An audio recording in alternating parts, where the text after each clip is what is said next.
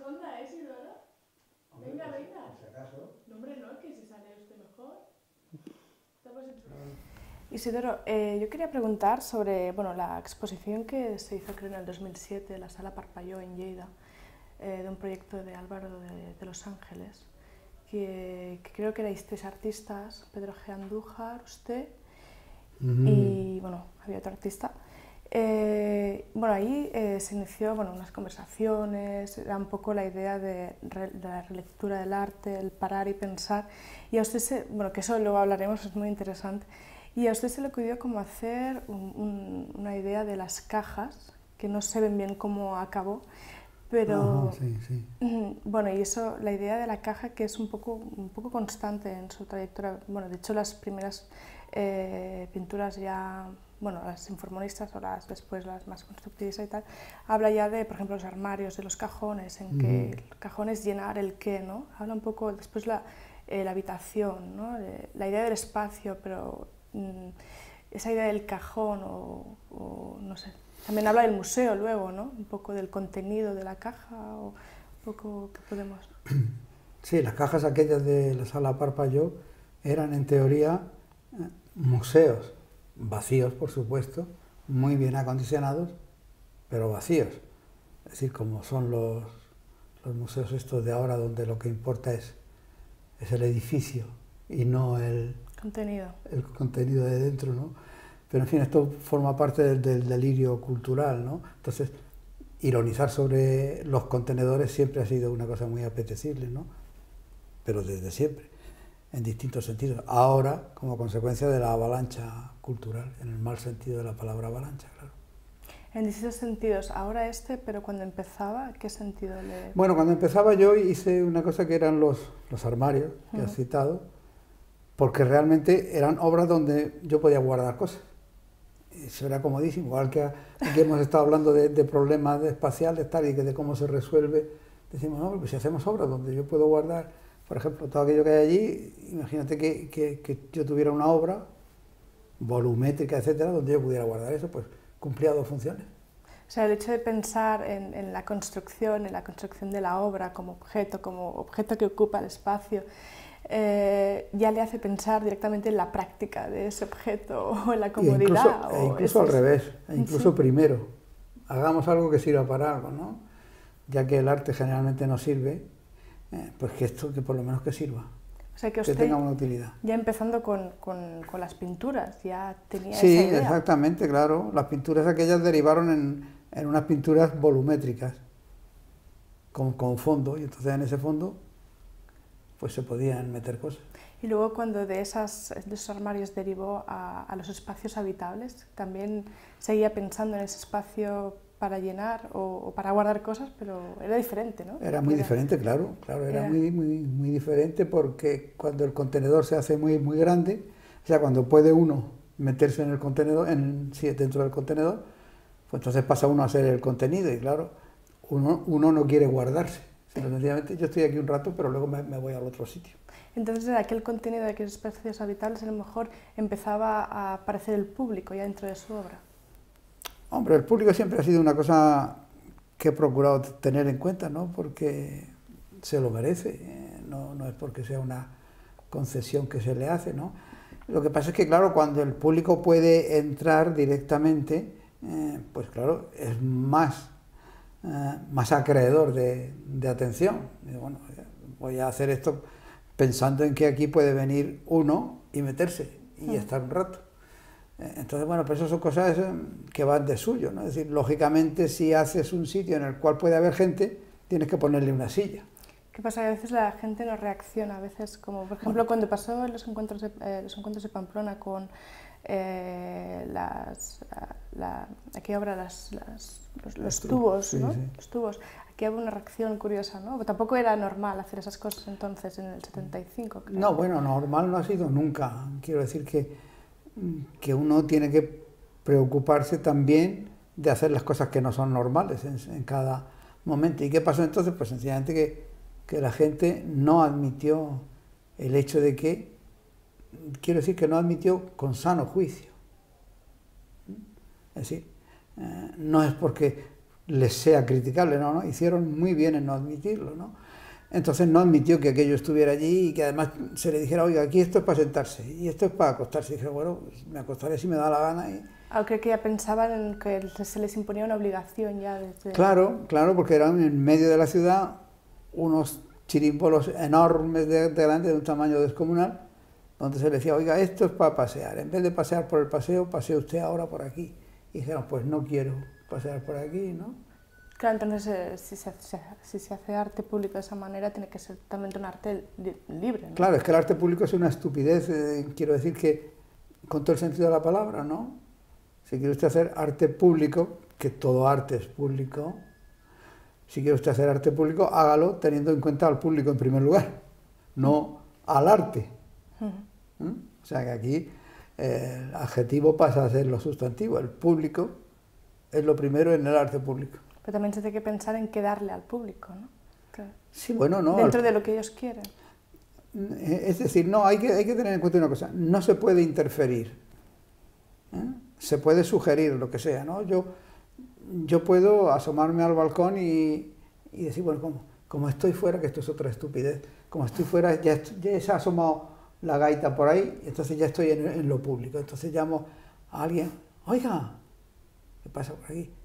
Bueno, eso puede tener una vez, bueno, vale. Ahora lo que no puedo llegar y poner un altavoz ahí, porque a mí se me pase por la cabeza. Porque entonces, claro, eso es no respetar al público.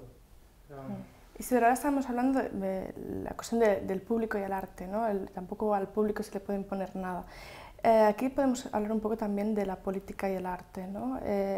La política y el arte inseparables, pero a lo mejor hoy en día el arte está haciendo un poco la función de la política, porque impone a lo mejor, o porque está creando una especie de dogmas a través de la institución, o de maneras de hacer, o un arte educativo, el arte social, o ¿cómo se podría entender eso? Bueno, en primer lugar, aquí la culpa de todo la tienen los artistas, lógicamente, ¿no? Porque son los que parece ser que hacen el arte.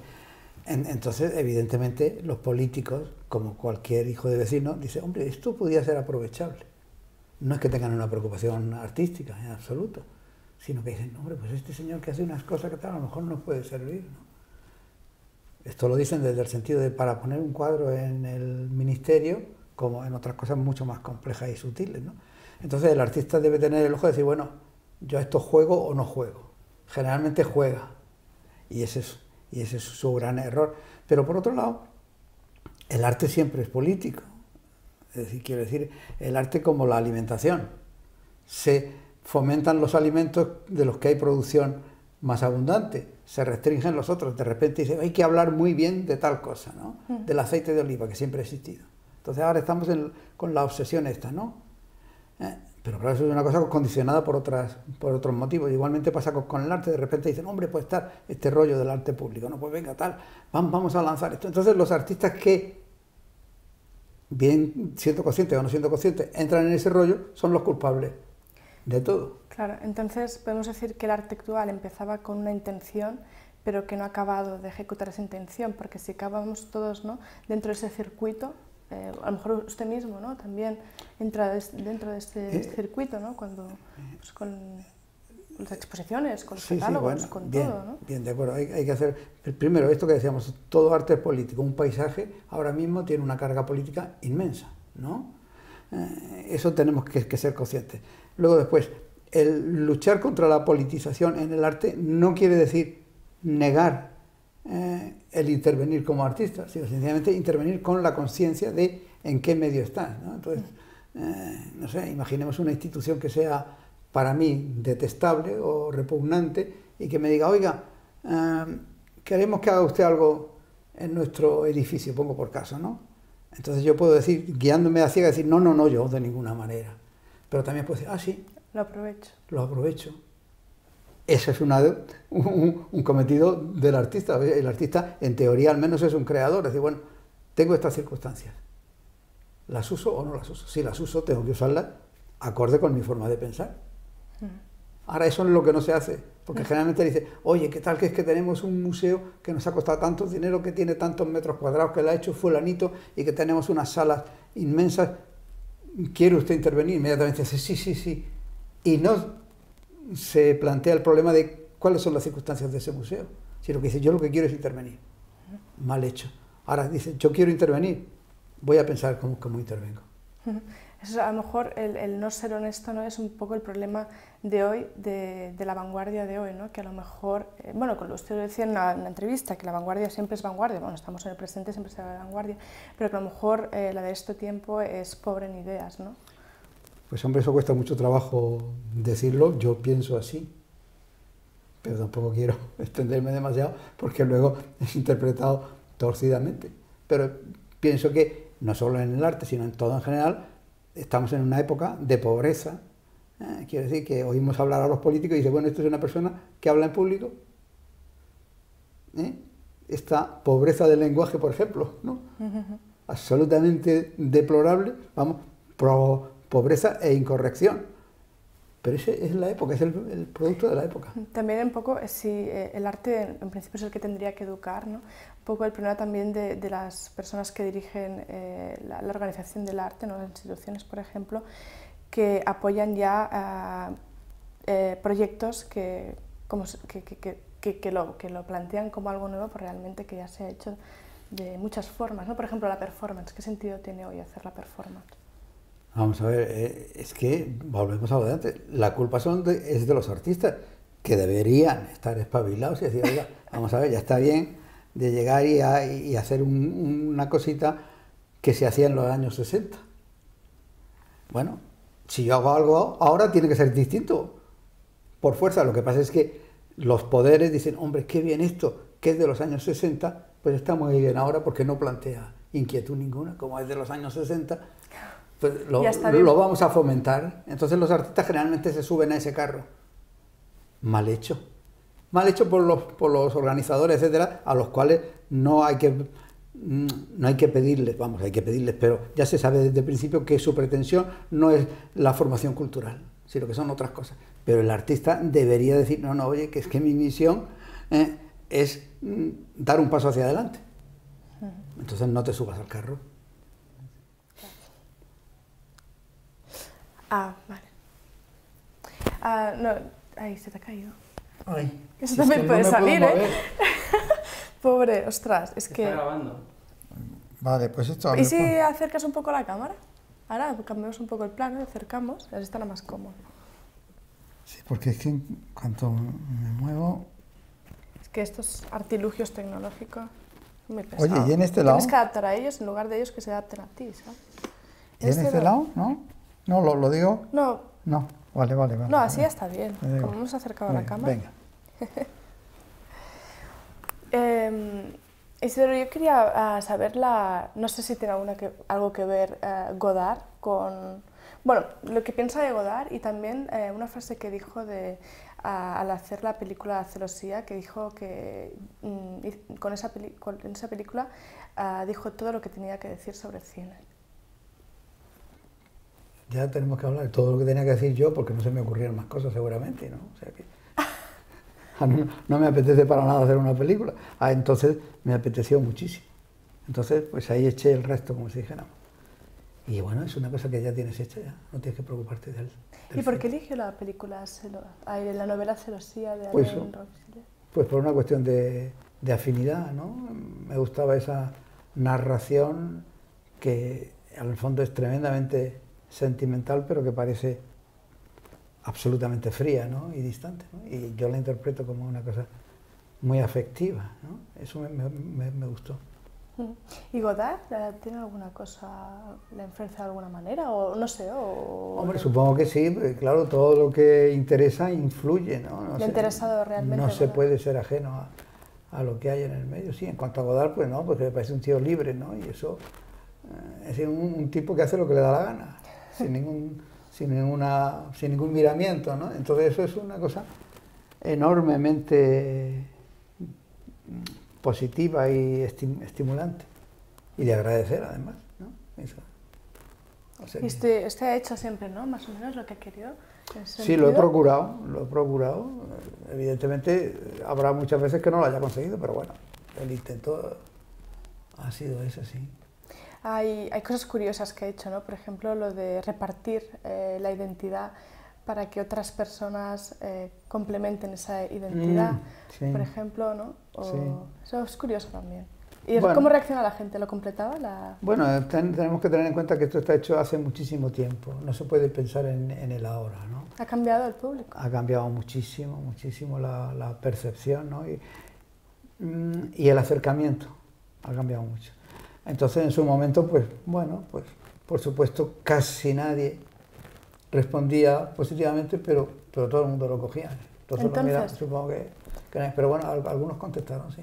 En los años 70 era eso. ¿Y ahora crees que responderían más? ¿O? No, ahora creo que no se tomaría con frialdad. Es decir, un papel en el cual hay datos, ahora huele, previene. Es decir, oh, esto, una persona que me da sus datos, al margen de que me pida los míos, ya el solo hecho de tener los datos de una persona por una donación voluntaria es sospechoso. Isidoro, también es curiosa ese recorrido que hizo por 5 ciudades latinoamericanas, que luego expuso un esquema de resultado en el Museo de Buenos Aires, creo, no, de Montevideo. Iba de cada anécdota, de algunas de las actividades de estos recorridos, iba puntuando un tanto por ciento de arte y un tanto por ciento de vida, ¿no? Pero parece que luego esas mismas actividades le dan, o sea, primero empiezan con un tanto por ciento de vida elevado y luego las mismas tienen el otro tanto por ciento de arte, por ejemplo. No sé, yo leí, por ejemplo, esperar en una habitación circular y tenía, creo, un 70% de vida. Y yo pensé, ostras, pues yo esperar en una habitación circular, a lo mejor le pondría un 80% de arte, ¿no? Porque una habitación circular no es una habitación habitual, pues depende de lo que hagas, de lo que pienses en esa habitación circular, pues puede salir.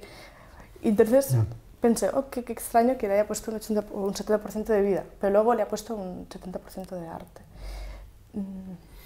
Bueno, sí, eso es una cosa que simplificadamente es tal como lo has dicho, ¿no? Porque es que realmente la línea que separa el arte de la vida, pues yo creo que nadie la ha podido saber, ¿no? Y que nadie la puede llegar a saber, ¿no? Entonces, bueno, ¿qué más da que yo le ponga 70 si luego más adelante puedo ponerle 30? Y 70 más 30 son 100, ¿no? ¿Pero usted cree que todas las actividades, todo lo que es la vida realmente es el arte? Porque yo creo que esperar en un autobús, depende cómo lo mires, puede ser arte o no puede ser arte. Claro, es decir, no, la ecuación arte igual a vida es un disparate, ¿no? Lo que pasa es que podríamos decir, arte ejercido responsablemente es vida, vida vivida conscientemente es arte, ¿no? Ahora, arte igual a vida no, porque hay vidas que desgraciadamente no tienen nada de autoconscientes, no son arrastradas por las circunstancias y claro, oye, ¿cómo vas a decir que estoy viviendo una experiencia artística? En absoluto, estoy deseando que termine esto, ¿no? Entonces un poco esa idea la podemos entender como una reflexión de que la vida sea el arte también, ¿no? O sea, que todo lo pensemos, sí. Que todo un poco, cualquier recorrido lo reflexionemos un poco o lo vivimos de una forma artística, ¿no? Claro, es que el arte es toda acción consciente y responsable. Toda acción, es decir, no las bonitas o grandiosas, no, todas. Siempre y cuando sea fruto de que tú opto por levantarme. Entonces digo, no me debo levantar porque tengo el cacharro este puesto y se va a caer, va a ser un tinglado, entonces no me levanto.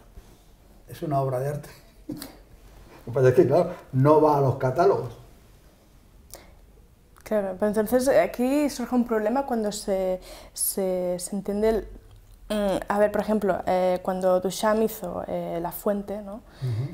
Ahí hubo un cambio de idea, un cambio de concepto y la elección que hizo él para elegir ese váter y transformarlo en fuente, pues bueno, era como lo que me ha dicho usted ahora, el hecho de levantarme, pues sería lo mismo como el hecho de girar, el hecho de tomar una elección, ¿no? Pero entonces aquí hay un problema entre quién es artista o quién es ciudadano, quién es artista, o quién está en los museos y quién no, ¿no? Claro, bueno. O quienes cobran por eso y quienes cobran por no eso. Todo ciudadano es artista siempre y cuando no se resiste heroicamente a hacerlo, ¿no?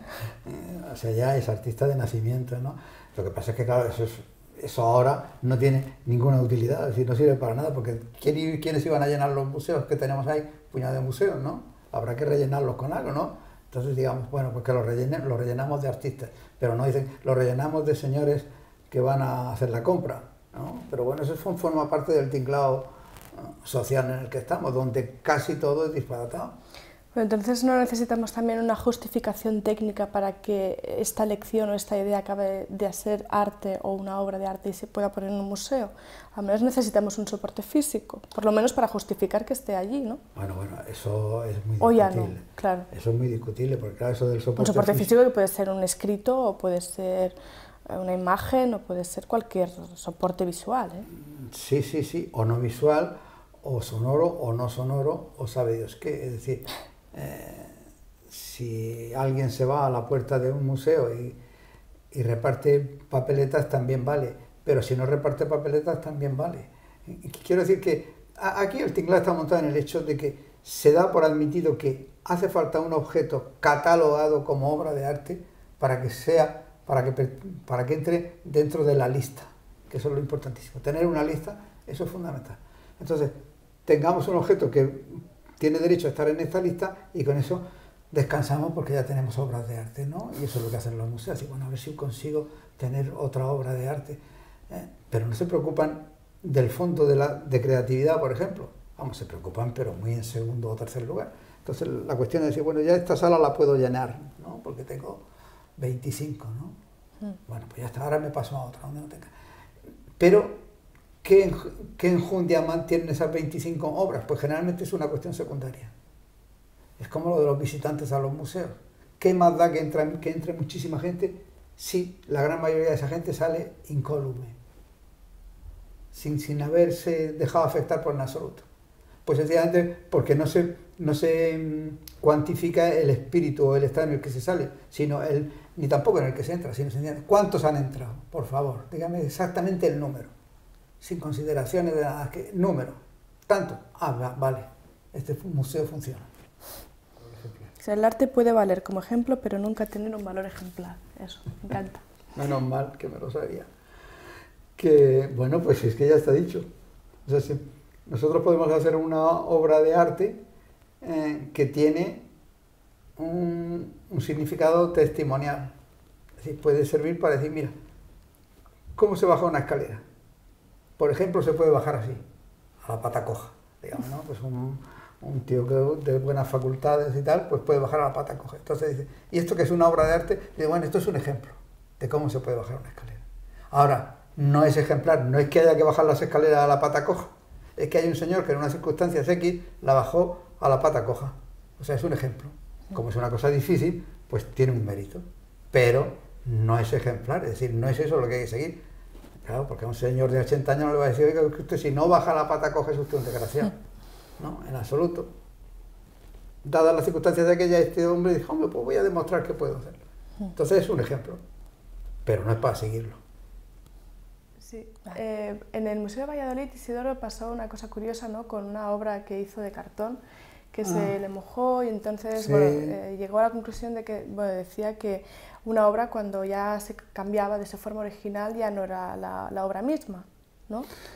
Y yo quería, a partir de ahí, y de lo que me responda de eso también, quería saber qué opinaba, por ejemplo, del tiburón tigre de Damien Hirst, ¿no? Que se puso un tiburón... ¿Esto que es un tiburón de verdad? Un tiburón que se puso... Metido en una... Sí, y luego, al cabo de unos años, pues como se deterioró el tiburón, volvieron a poner otro tiburón, ¿no? Entonces eso plantea una pregunta un poco curiosa, ¿no? A partir también de su respuesta con lo del Museo de Valladolid, me gustaría... Bueno, desde luego esto requiere una aclaración, no es así lo de Valladolid. Es decir, lo de Valladolid era una obra en cartón que se estropeó por una gotera, que se quería hacer una restauración de aquella obra por medio de la compañía de seguros, y que yo dije que el arte conceptual no se puede restaurar. Entonces que tenía que revertir en mí el valor de la obra, el valor asegurado. Pero no es porque no tuviera el mismo sentido, sino porque sencillamente el mensaje del concepto estaba lanzado ya. Entonces, ¿cómo vas a restaurar un concepto? Pero me daba lo mismo que fuera... es decir, la cuestión no era que la obra no pudiera ser restaurada o sustituida, ella, sino que, dado que era una obra conceptual, y sobre eso habría que hablar durante una hora, entonces no se puede restaurar. Es decir, un concepto no se puede restaurar. Si yo digo... buenos días, ya lo he dicho. ¿Cómo voy a restaurar y decir buenos días? O sea, la intencionalidad, ¿cómo la voy a restaurar? Esa era la cosa. Y sobre lo del tiburón, hombre, pues a mí me gusta más hablar de cosas serias, ¿no? O sea que... Vale, lo dejamos así entonces. Dejémoslo así. Vale. Una cosa, eso que ha dicho también del arte conceptual, que se lanza, ya está dicho. Entonces, ¿cómo entendemos un poco la conservación del arte conceptual, ¿no? Como obra? Pero es que el arte conceptual, si no se conserva, pues no se conserva, o sea, tampoco pasa nada, ¿no? Se nos queda la idea en la cabeza, ¿no? Se puede conservar claro, la idea escrita. Esto es una cosa, claro, una simplificación que yo digo, ¿no? Pero, hombre, es que por ejemplo, esta obra de Valladolid, pues sí, se estropeó. Yo la tengo todavía estropeada, ¿no? Pero claro, no es para enseñarla, es decir, oye, ¿en qué consistía? Pues consistía en esto, ¿no? Y ya está, no hace falta verla, porque la idea se transmite. ¿Y cuál era la idea de esta obra? No, esta obra se llamaba Sobre el Mundo y era un mapa mundi muy grande, mudo. Ahora ya no se usan los mapas mudos casi nada, pero bueno, es un mapa sin nombres.